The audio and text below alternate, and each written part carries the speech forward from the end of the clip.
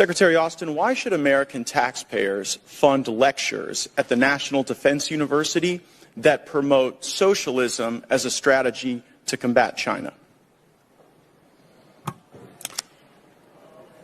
It's the National Defense University is an academic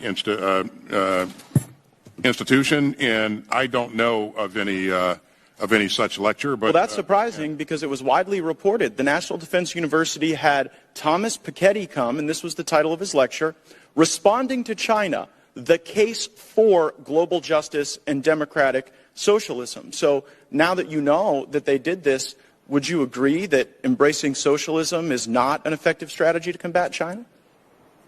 Well, I certainly don't agree with embracing socialism. So that means... I'm sorry. We're not going to do this. We're not going to let the guy say 4 words and still talk and then cut him off. We're just not. I control the time, Mr. Chairman. Yeah, but you also have to be fair to the witnesses. No, but I got the answer I wanted. I have a follow-up. My follow-up question is if we don't embrace it, then I guess why did the National Defense University put out a statement?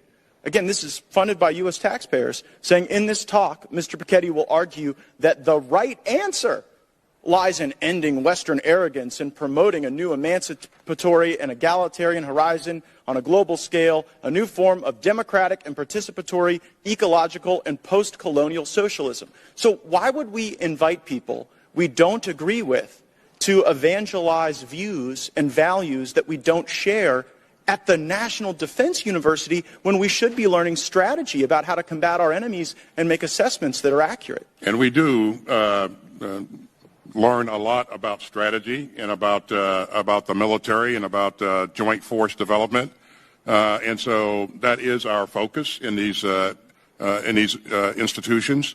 I don't know what the context of this particular or content of this particular speech was. Mr. Secretary, I've shared with you the context. The context wasn't better understand socialism so we can defeat it. The context wasn't learn about it so that we can offer countermeasures.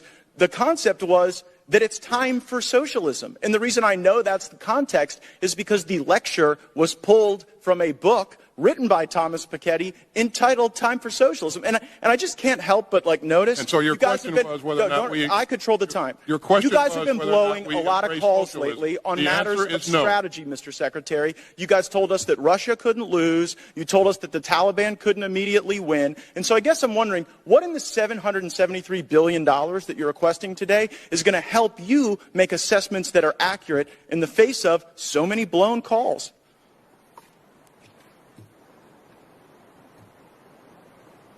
You've seen what's in our budget. You've seen how the budget matches the strategy, and so I'll let that speak for itself. Well, I mean, I've also seen that we're behind, Mr. Secretary. We're behind in hypersonics. We failed to deter Russia. Last year, so what do you mean we're behind in hypersonics? How do you? Okay, who's ahead in hypersonics? How do you make that assessment? I don't know. I make that assessment because China is fielding hypersonic weapon systems and we are still developing them. I make that assessment because Russia actually used one. By the way, your own people brief us that we are behind and that China is winning. Are you aware of the briefings we get on hypersonics?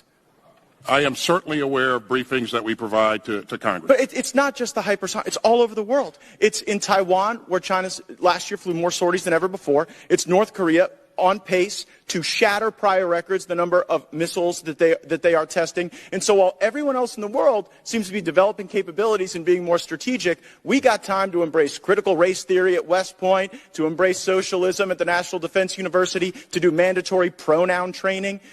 Do you assess? You know, it's again, this is the most capable, the most combat credible force in the world. It has been, and it will be so going forward. Not if we continue down this path. Not if we embrace socialism. The fact that you're embarrassed by your country. Oh no! I'm embarrassed by your leadership. I am not embarrassed for my country. I wish we were not losing to China. It's what you're saying. You know what? That is so disgraceful that you would sit here and conflate your failures with the failures of the uniformed service members. You guys said that Russia would overrun Ukraine in 36 days. You said that the Taliban would be kept at bay for months. You totally blew those calls. And maybe we would be better at them if the National Defense University actually worked a little more on strategy and a little less on wokeism. Has it occurred to you that Russia has not overrun Ukraine because of what we've done and our allies have done? But that was Have baked you ever into your even thought flawed about that? assessment. That was baked into your flawed assessment. And so I saw that the Obama administration tried to destroy our military by starving it of resources, and it seems the Biden administration